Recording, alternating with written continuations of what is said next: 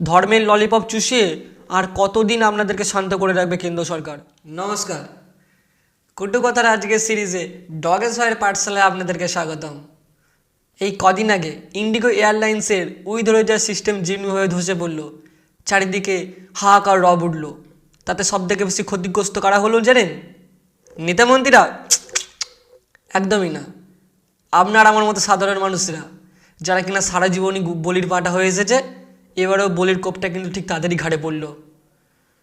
প্রতিটা সেক্টরে কয়েকটা হাতে গোনা প্রাইভেট কোম্পানি যেভাবে তাদের আধিপত্য বিস্তার করে চলেছে, তার যে কি ভয়ঙ্কর পরিণাম ভবিষ্যতে ভারতবর্ষ মুখোমুখি হতে চলেছে, আমার মনে হয় সেই সম্পর্কে ধারণা খুব কম মানুষেরই রয়েছে। প্রতিটি সেক্টরে প্রাইভেটাইজেশনের যে ট্রেন্ড শুরু করেছে কেন্দ্র সরকার, তার যে কতটা ভয়ঙ্কর পরিণাম আমাদের ভোগ করতে হবে, তার একটা ক্ষুদ্র নগ্ন চিত্র ছিল এই ইন্ডিয়ান এয়ারলাইন্সের সিস্টেম কোল্যাপস। এয়ার কানেক্টিভিটির মতো একটা এত বড় সেক্টরে আমাদের কেন্দ্র সরকারের যে কোনো কন্ট্রোল নেই, এই দুর্ঘটনা না হলে কিন্তু আমরা সে কথা জানতে পারতাম না।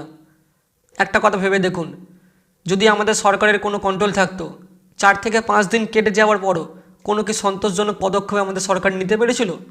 নেবে বা কী করে?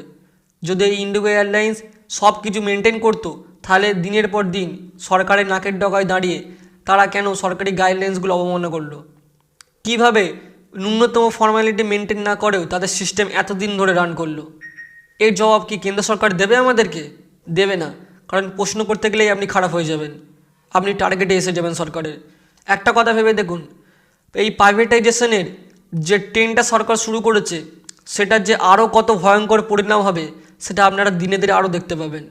আমি আপনাদের বলে দিচ্ছি, নেক্সট সেক্টর হতে চলেছে টেলিকম ইন্ডাস্ট্রি। প্রস্তুত থাকুন, আবার সব টেলিকম কোম্পানিগুলো তাদের রিচার্জের দাম বাড়াতে চলেছে। যখনই রিচার্জের দাম বাড়াবে, আমরা আবার সবাই আমাদের প্রিয় পাত্র বিএসএনএলকে নিয়ে নাচানাচি করব।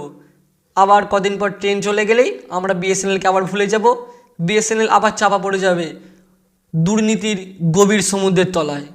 বিএসএনএলের হাল কেন এইরকম, সেই নিয়ে কোনোদিন ভেবে দেখেছেন? এই নিয়ে একটা ডিটেল ভিডিও আমি আপনাদের জন্য বানাবো।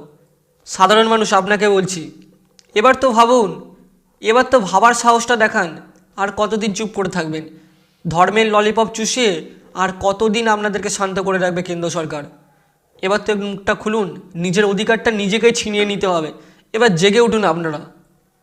নমস্কার, যদি ভিডিওটি ভালো লেগে থাকে আমার পাশে থাকবেন। দেখা হচ্ছে।